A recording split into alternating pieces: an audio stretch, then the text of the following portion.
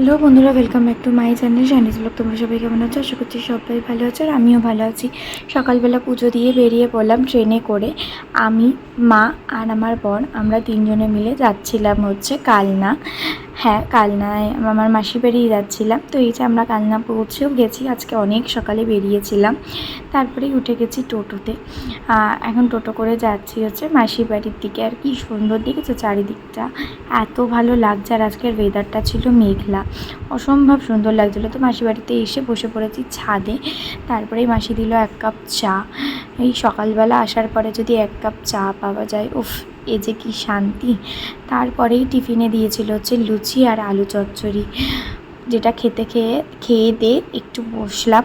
তারপরেই রান্না করলো হচ্ছে মাসির চিকেন, তারপরে কষা চিকেন তুলে দিয়েছে, এরও এক অমৃত স্বাদ। তারপরে খাওয়া দাওয়া করে আমরা বেরিয়ে পড়লাম হচ্ছে বাড়ির উদ্দেশ্যে।